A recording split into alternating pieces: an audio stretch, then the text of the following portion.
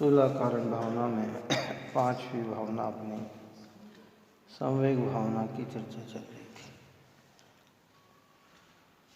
संसार शरीर भोगों के प्रति विरक्त होकर धर्म के प्रति अनुरागी होना,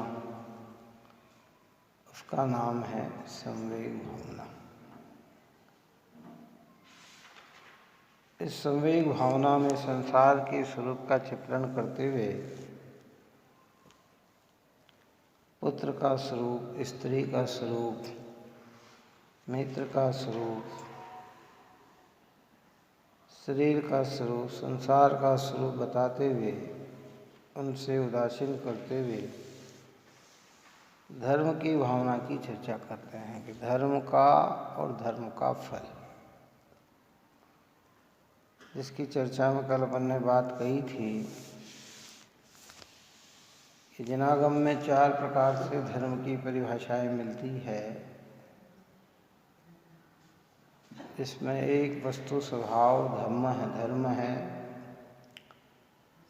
दूसरा उत्तम क्षमादिक भाव को धर्म कहा गया, तीसरा रत्नत्रयी के भाव को सम्यक दर्शन ज्ञान चारित्र को धर्म कहा गया, और चौथा जो है दया भाव को धर्म कहा गया, अहिंसा भाव को धर्म कहा गया। इसकी चर्चा अपन ने ऊपर में की थी। और धर्म के फल में ही चक्री, इंद्र, नरेंद्र आदि पद मिलते हैं। ये धर्म की बड़ी विभावना है। अब आगे यहाँ कहते हैं कि कैसा है धर्म, कि कल्प वृक्ष चिंतामणि रत्न सभी को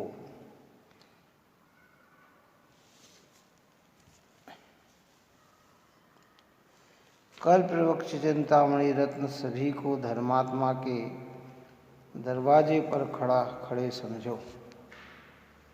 धर्म के फल की महिमा कोटि जीवा द्वारा भी कहने में समर्थ नहीं हो सकता है। ये जो धर्म के फल की जो महिमा है, इतनी उत्कृष्ट है कि कोई व्यक्ति करोड़ों जीवों के साथ भी इस धर्म के फल को बताए तो कहने में समर्थ नहीं है। ये धर्म कल्प वृक्ष और चिंतामणि जैसे जिसके पास धर्म है कि मानो उसे ऐसा लगता है कि कल्प वृक्ष और चिंतामणि मेरे घर के दरवाजे पे ही खड़े हैं। देखो, जिन्हें धर्म प्रकट होता है उन्हें कल्प वृक्ष और चिंतामणि की इच्छा ही नहीं है, और जिन्हें कल्प वृक्ष और चिंतामणि प्राप्त करने की इच्छा है उन्हें धर्म होता नहीं तो ये उन्हें मिलते नहीं। क्या नहीं मिलते? कल्प वृक्ष और चिंतामणि किसे मिलते हैं? कि जो धर्मात्मा हो, पर वो सामने खड़े हों तो धर्मात्मा को उनसे कोई चीज चीती नहीं है, और जिन्हें ये चीज चाहिए उन्हें ये मिलती नहीं है। कहा पर हम सोच ले कि चिंतामणि मिल जाए मुझे, कल्प वृक्ष मिल जाए मुझे, कि भाई तो इनकी चाह करेगा तो ये तुझे मिलेंगे नहीं, और जब धर्म को धारण करेगा और ये पुण्योदय से मिलेंगे तो तुझे इनके प्रति इंटरेस्ट नहीं रहेगा। बहुभूमि में है, कल्प वृक्ष भी है, चिंतामणि भी है कोई इच्छा ही नहीं, इतनी मंद कषाय है उनकी। कषाय की तीव्रता वाला भोग भूमि जाता नहीं, और कषाय की मंदता वाला जीव भोग भूमि जाए तो उसे वहाँ इच्छा नहीं। इसलिए धर्म जो है, इसका फल जो है, ये अद्भुत महिमा स्वरूप है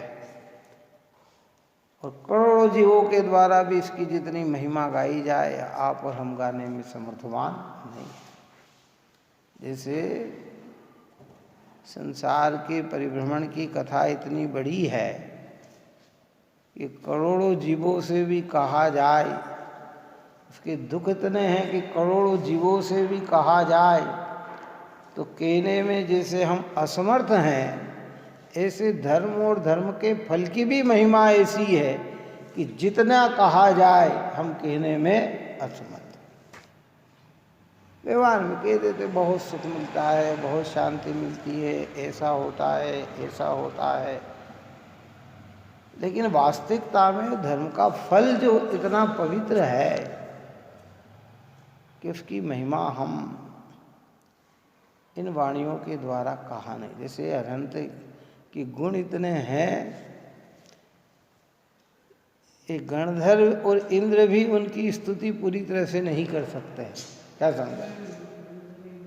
गणधर इंद्र न कर सके तुम विनती भगवान है। क्योंकि तो धर्म का इतना फल है कि हम करोड़ों जीवों से भी कहें तो कहने में समर्थवान नहीं है। व्यवहार में कह दे भाई बहुत सुख, पूरा सुख मिल जाता है, धर्म से ये मिल जाता है, धर्म से चक्रवर्ती बन जाते हैं, धर्म से ये तो बहुत शार्ट में उसकी प्रक्रिया है। लेकिन एक एक समय के धर्म का, एक एक समय के उसका फल इतना शांत होता है कि उसकी हम वाणी में महिमा गाने में समर्थवान नहीं। क्या ऐसे धर्म के फल को जो 3 लोक में उत्कृष्ट जाना जाता है, उसके संवेग भावना होती है। क्या हाँ, जानता है। ऐसे धर्म के फल को जो 3 लोक में उत्कृष्ट जानता है, उसके संवेग भावना होती कि उसके संवेग भावना होती है कि जो ऐसा जानता है कि धर्म का फल सबसे उत्कृष्ट है। इसलिए धर्म भावना में अपन ने चर्चा की ना कि जाचे सुरतर दे सुख चिंतत चिंता रे, बिन जाचे बिन चिंते धर्म सकल सुख है। जो मांगने से सुख मिलता है वो सच्चा नहीं होता है। क्या मांग, किसी से हमने मांगा, चक्रवर्ती से कोई चीज़ मांगता है तो चक्रवर्ती से अपना चक्रवर्ती पद तो नहीं दे सकता। देगा तो कितना देगा? थोड़ा ही देगा। क्यों? बहुत बड़ा दान करता है ना, कमिक्ष दान देता है ना चक्रवर्ती है।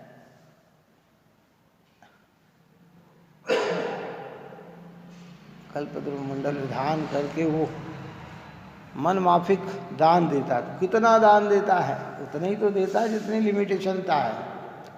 लेकिन ये धर्म की एक ऐसी व्यवस्था है, ये धर्म की एक ऐसी व्यवस्था है कि इसमें तो वो चीज़ प्राप्त हो जाती है जो संसार में कहीं भी नहीं है और जिसकी तुलना भी किसी से की जा सकती नहीं। किसकी? धर्म की तुलना किससे की जा सकती? चलो बताओ, कितना सुख मिलता है।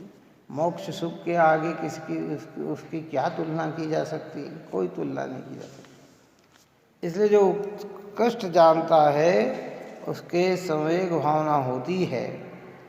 धर्म सही साधन में जीवों को देखकर आनंद उत्पन्न होना, धर्म की कथनी में आनंदमय होना तथा भोगों से विरक्त हो जाना, वह संवेग नाम की 5वीं भावना है। क्या करें कि धर्म सही साधर्मी को देखकर, जीवों को देखकर आनंद उत्पन्न होना। ओहो, धर्मात्मा को देखकर, इसे कहा ना, गुणी जनों को लख कर मेरा मन अति ही आनंद लहे। क्या धर्मो धर्मात्मा जीव हों, सम्यक दर्शन ज्ञान चारित्र से युक्त जीव हो, देव धर्म गुरु के गाढ़ श्रद्धानी हो, उन्हें देखकर मन आनंदित हो जाना चाहिए कि हो मेरा बड़ा सौभाग्य है कि मुझे ऐसे पवित्र धर्मात्मा जीवों के जीवन को या देखने को अवसर मिलता है, दिगंबर संतों को देखने का अवसर मिलता है। क्या इसलिए कहते हैं कि वे देख कर आनंद उत्पन्न और धर्म की कथनी में आनंदमय होना। काय में?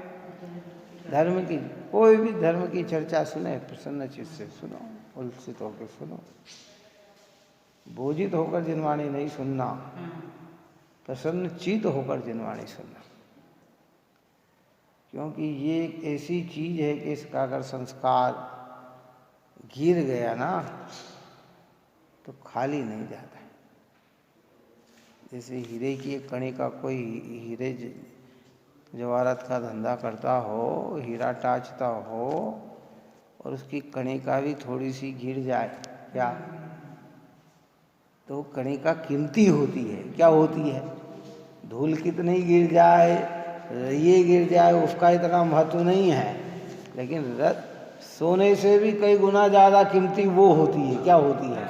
हम कहते हैं कि साहब ये तो बिल्कुल एक रत्ती तो है, या जो भी 10 मिलीग्राम तो है, कि वो 10 मिलीग्राम भी छोटी कीमत का नहीं होता है। ऐसे जिनवाणी क्या हर शब्द छोटा नहीं होता, कीमती। इसमें तो उल्लास आना चाहिए, अपने हित के लिए सुनना। ओहो, मुझे तो इन बातों की खबर नहीं है। हृदय प्रसन्नचित होकर जिनवाणी सुनना। जो हैं, जिनको जिनवाणी सुनकर आनंद आता है ना, उनके ही इतना पुण्य रस बजता है कि भविष्य में साक्षात तीर्थंकर की सानिध्यता मिल जाती है, ज्ञानियों की सानिध्यता मिल जाती है, अच्छे अच्छे रिद्धिधारी मुनिराजों की निकटता मिल जाती है। और धर्म के प्रति प्रेम नहीं हो, ठीक है, धनवान को देखकर आनंद आना वो तो पापाचार में चला जाएगा, आएगा, है ना। लेकिन धर्मात्मा को देख के आनंद आना तो जीव के लिए उत्कृष्ट कार्य सिद्ध करेगा।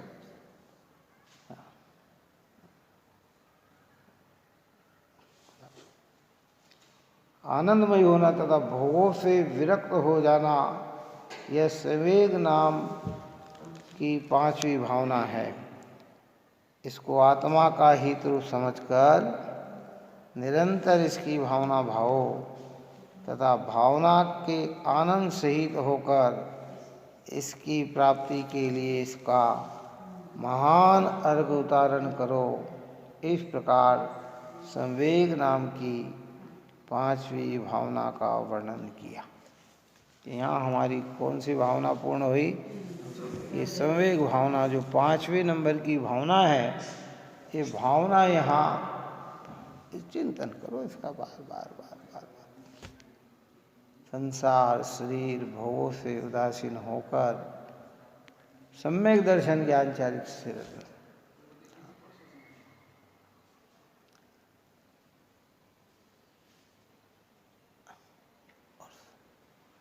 धर्म धारण करे तो ही आगे की प्रक्रिया बने, है ना।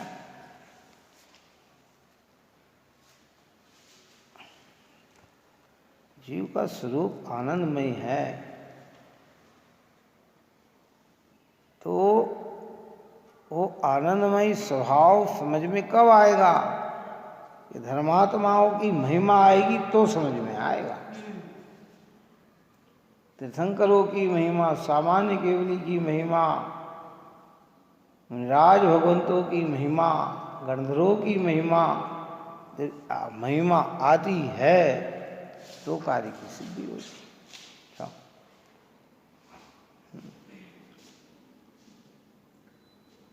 है ना। इस कली काल के प्रारंभिक तीर्थंकर आदिनाथ भगवान का आज जन्म, आज के दिन उनका जन्म हुआ था। प्रथम तीर्थंकर हाँ, जन्म इस भरत क्षेत्र के अंदर 19 कोड़ा कोड़ी सागर के बाद तीर्थंकर को देखने का अवसर मिला। कितना? 19 कोड़ा कोड़ी के बाद।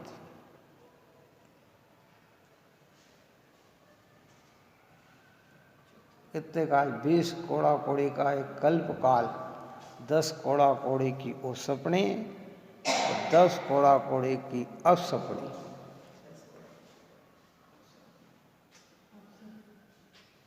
18 काल कहो, 18 कहो, 19 नहीं तो 18 समझे। 9 ने 9 18। इसके बाद प्रथम तीर्थंकर को देखने का सौभाग्य इस भरत क्षेत्र के जीव को मिला है। और कितना प्रारंभिक दशा, जहाँ धर्म कर्म से सारे लोग शून्य थे, लोक व्यवहार से भी शून्य थे। काहे से शून्य थे? क्योंकि भोग भूमि चली आ रही थी। क्या चली आ रही थी?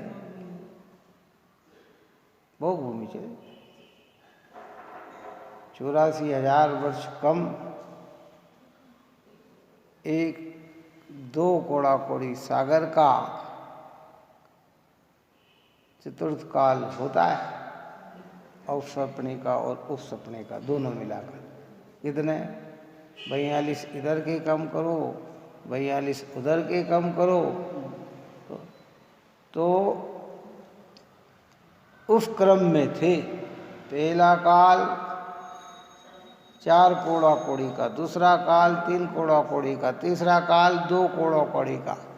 9 तो वो, और 9 इधर से गए। कौन से? अभी जो आप ये 24 बीत जाएगी, इसके बाद फिर भरत क्षेत्र के जीव को कब मिलेगी? 18 कोड़ा कोड़ी सागर के बाद फिर दोबारा भगवान के तीर्थंकर का जन्म होगा। कितना होगा? इतना भेद पड़ता है। तो भोग भूमि थी, कर्म भूमि तो थी ही नहीं। क्या लोगों को पता ही नहीं था, संस्कार वो थे। लेकिन आदिनाथ भगवान की जीव ने, आदिनाथ भगवान ने इस भरत क्षेत्र के जीव को धर्म का संदेश दिया। पहले तो लोगों को राज्य अवस्था में असी मसी कृषि वाणिज्य विद्या शिल्प 6 कर्म सिखाए हैं, और उसके बाद जब वैराग्य हुआ, दिगंबरत्व अंगीकार किया, तो परम धर्म की व्यवस्था। ऐसा सुहावना अवसर, तीर्थंकरों का जन्म लेना अर्थात अनंत जीवों का कल्याण होना, असंख्य जीवों का कल्याण होना, मुक्ति के मार्ग के संस्कार डलना, पाप भीरू होना, पुण्य में लगना, ये सब कहाँ मिल सकता है? कि तीर्थंकरों के सानिध्य में अवसर मिलता है। कहाँ तक चला उनका काल? आदिनाथ भगवान के निर्वाण होने के बाद अजितनाथ भगवान का जन्म लेना, जिसमें 60 पूर्वांग का गेप पड़ा। कितना गेप पड़ा? 60 पूर्वांग का। 60,000 वर्ष नहीं, 60 लाख वर्ष नहीं, 60 करोड़ वर्ष नहीं, 60 अरब वर्ष नहीं, 60 खरब वर्ष नहीं, 60 पूर्वांग। एक पूर्वांग में कितने वर्ष होते हैं?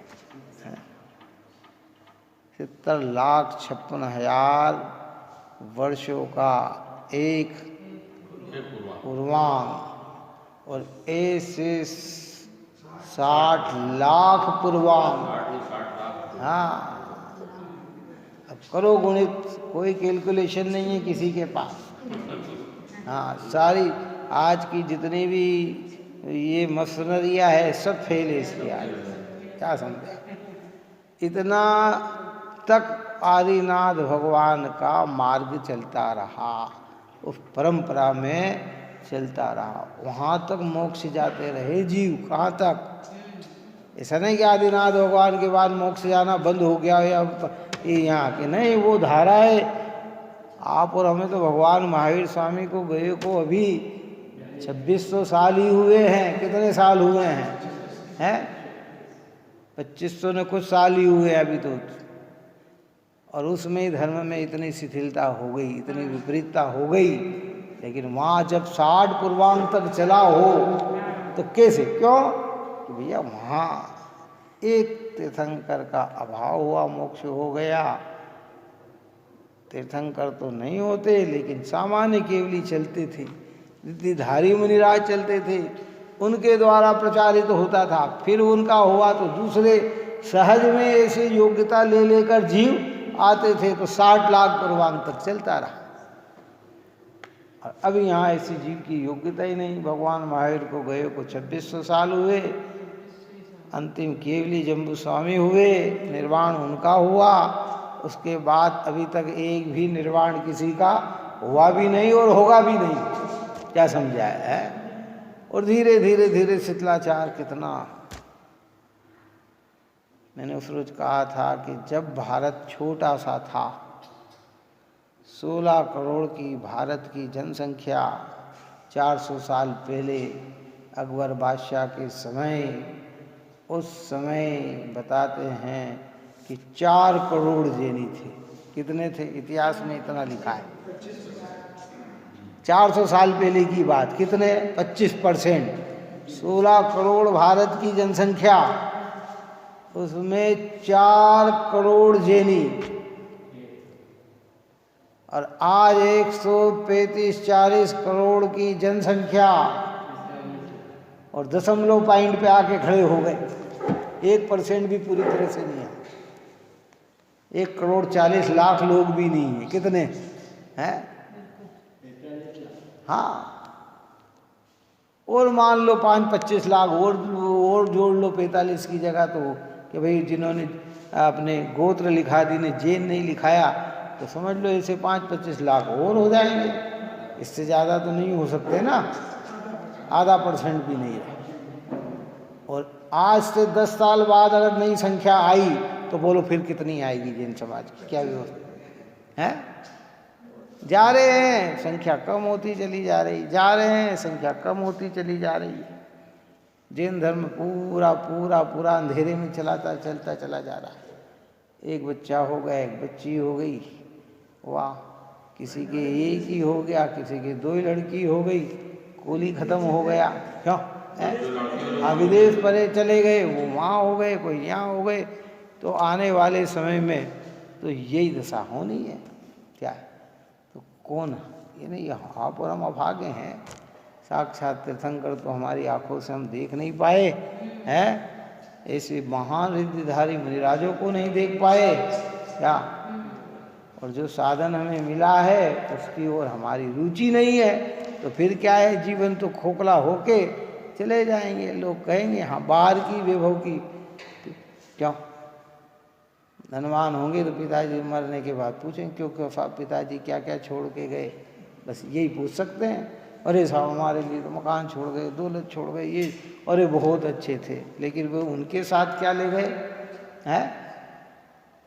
और धर्म के संस्कार छोड़ के जाएंगे तो एक धर्म के संस्कार वाला जीव जैसे एक बीज कितने ही अन्न को जन्म देता है, ऐसा एक धर्मात्मा का बीज कई व्यक्तियों को धर्म में लगाता है, तो वो लाभ मिलने वाला है।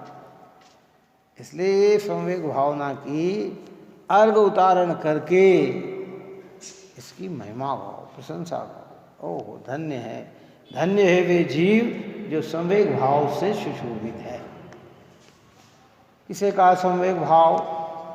संसार, शरीर, भोगों के प्रति विरक्ति और धर्म के प्रति अनुराग, इसका नाम है संवेग भावना। एक नास्ति से और एक अस्ति से। धर्म और धर्म के फल के प्रति अनुराग जिसे है वो अस्थि से संवेग है, और संसार शरीर भोगों से उदासीन है, वो नास्ति से संवेग है। तो हमें तो इस तरीके से समझना करो। धन्य धन्य है वे जीव, है ना। इसलिए एक एक शब्दों में विश्व में सारे धर्मात्माओं की प्रशंसा हो जाती है, कितनी। जब हम नमो आर्याणम बोले, चाहे नमो वज्जायणम बोले, चाहे नमो लोये सौ सावणम बोले, या व्रति त्यागी धर्मात्मा समदृष्टि जीव का नाम लें, तो समझना कि वो सारे इस ढाई द्वीप में जितने भी विचरण करने वाले हैं सबकी प्रशंसा हो गई। एक हरियंत का नाम लिए सारे तीर्थंकर सामान्य सारे केवली उसमें समाविष्ट हो गए। एक गणधर भगवान का नाम लिया, सारे गणधर उसमें समाविष्ट हो गए। कितना गजब का काम करके गए हैं।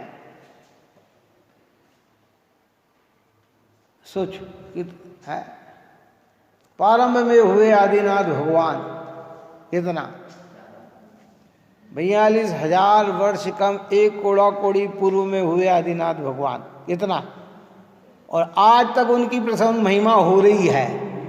लौकिकता में बता दो ऐसा कि 150 जन्म के बाद भी, या करोड़ 2 करोड़ साल के पहले की किसी की प्रशंसा हो रही हो, चलो बताओ, ऐसा कोई जीव ला के खड़ा कर दो कि साहब ये करोड़ वर्ष पहले ऐसे थे और ऐसा हुआ था। जिनकी भी कथनी आई है वो सब धर्मात्मा पुरुष की कथनी आई है। चतुर्थ काल में ऐसे महान धर्मात्मा होते थे, ऐसे होते। चतुर्थ काल में देखो उनने ऐसा किया, राजा श्रेयांश ने ऐसा किया, ये सब की कथनी जो आई है तो कहाँ से आई? ये धर्म के लक्ष्य से आई। लौकिकता को कौन याद रखे? चक्रवर्ती की भी प्रशंसा धर्म के साथ होती है।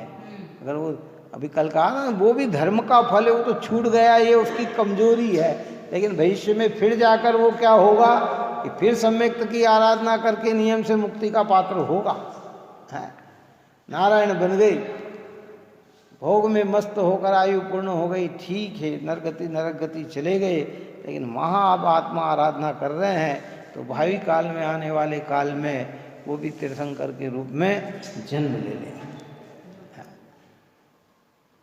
ये सब धर्म की प्रभावना है। इसलिए संसार शरीर भोगों के प्रति जीव को विरक्त होना चाहिए और ये विचार करना, सारे तीर्थंकर महिमावंत है, हमें किसी से किसी की तुलना नहीं करना। क्योंकि जैन धर्म के तो सारे तीर्थंकर समान होते हैं। कैसे होते हैं?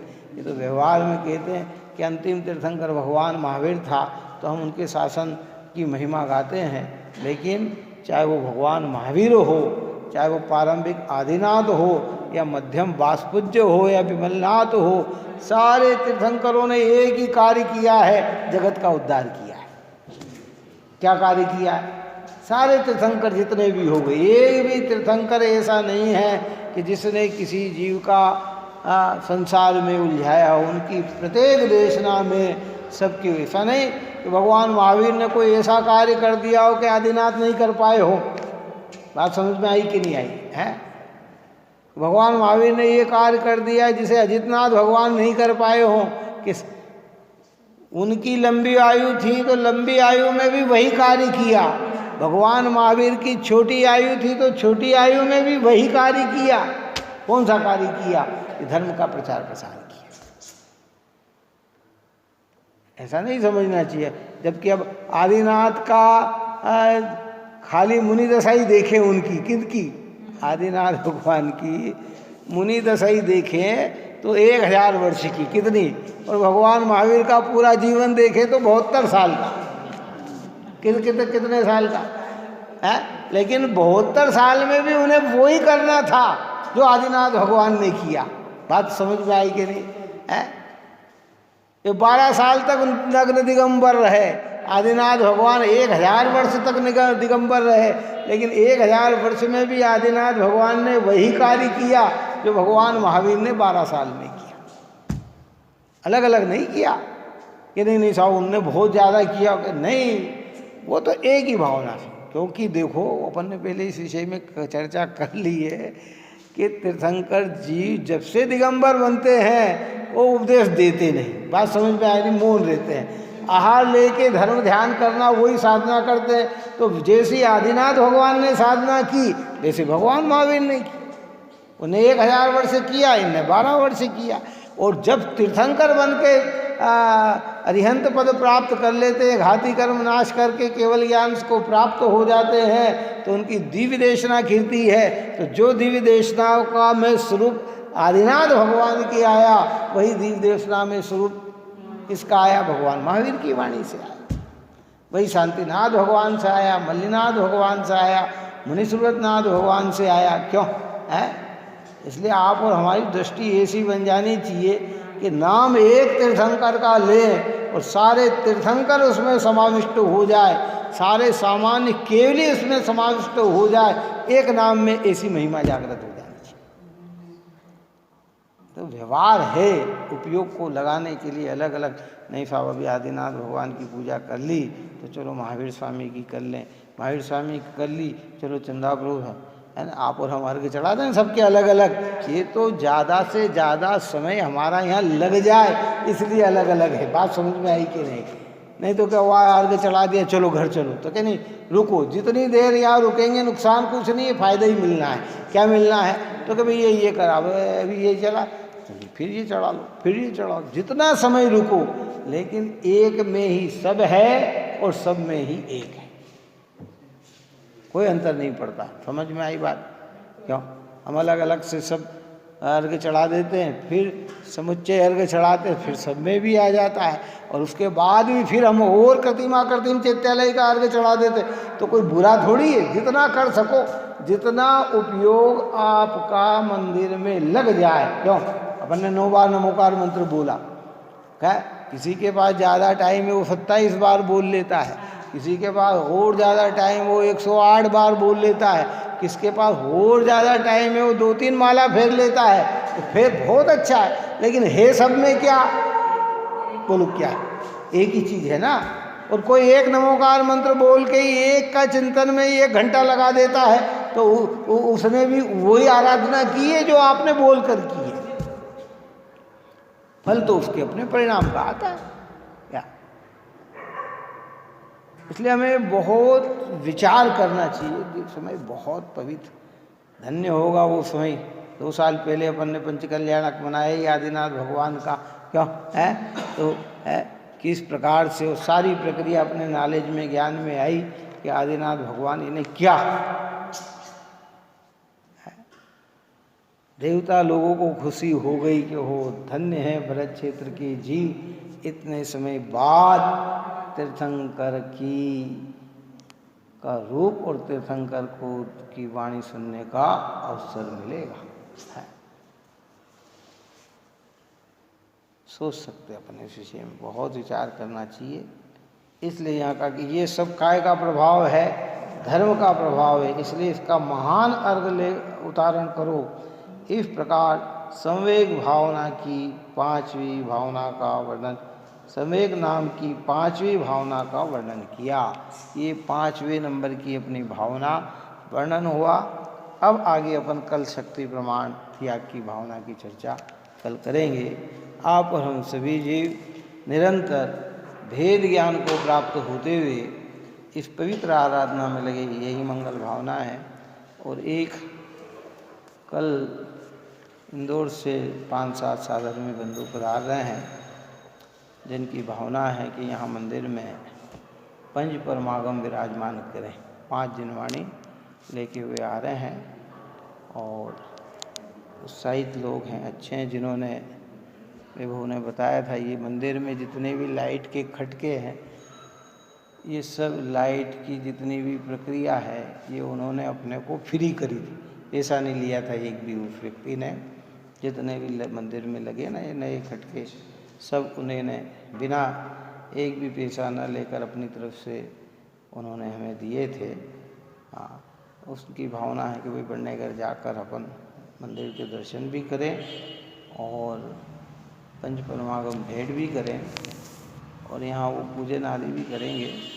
स्वाध्याय के बाद एक छोटा सा जुलूस इधर से इधर तक जिनवाणी को मस्तक पे लेकर अपन सब जय जयकार करके यहाँ आके विराजमान करेंगे।